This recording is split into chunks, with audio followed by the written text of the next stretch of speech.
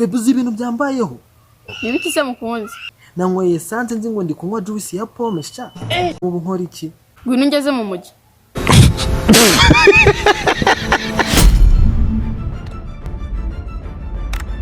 Allo. Allo.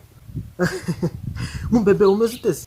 Waraye neza? Wewe kuri ikirofa ko naraye insinziye nyine ubwo uri kubona nari kumenya gute ko naraye neza. Wakibwa. Bebe umeze bitese? Ni sawa. Shana narumvishe ngo bakwibye phone. Shasheri go barayitwaye. Banyihereye cagise. Cyae. Allo. Haro. Ariko se bebe no wewe wundi muhungu ushaka ngiye ko mpari. Hani ngiye na wundi muhungu nshaka usibye umuhungu ufite care, attention na support. Bebe huza izo ngombajwe neza.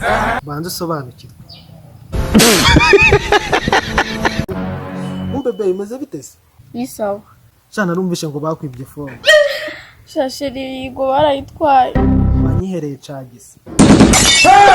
Cyae. Aro. Allo. Ariko bebe uzava ku nzoga ryari koko. Nureka make up. Karizo zingira mwizazi. Erega bebe nanjye mbona ubwo bwiza bwawe yo nasinze. Jesus.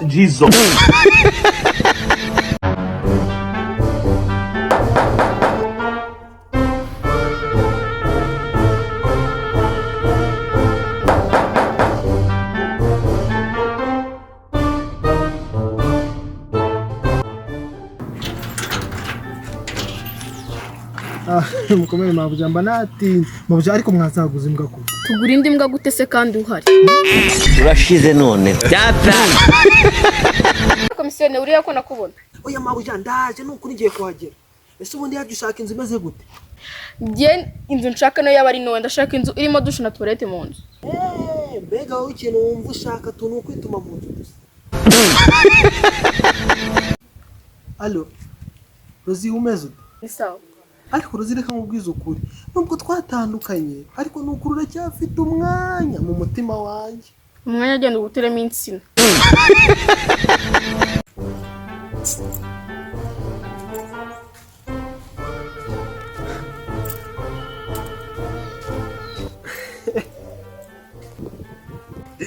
Sister bitese? Ni byiza. Siko numva ufite umunaba uri kunsubiza nabi ko kuvuga neza bite? Ni byiza ariko ubundi urambaye. Ibyo kukubaza byo ntago byabura ahubwo nyine tegereza numbane gutya ngo nsuzugure ngo nuko nicaye hano nicaye nambaye gutya ngo nsuzugure. Ni nkusuzugure se ni nkusuzugura kanu kagasore kicara ano masaha kwibuye. Gute batagusuzugura? Sore itonde muko ntabwo ndagasore ngende ibogari. Imbogari ishimwa n'Imana n'abantu.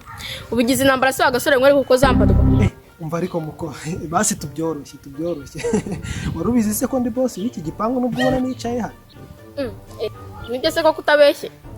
Ndakubeshyera iki? Sigura urufunguzo rw'iriya modoka irimo hariya se nayo ni yanjye.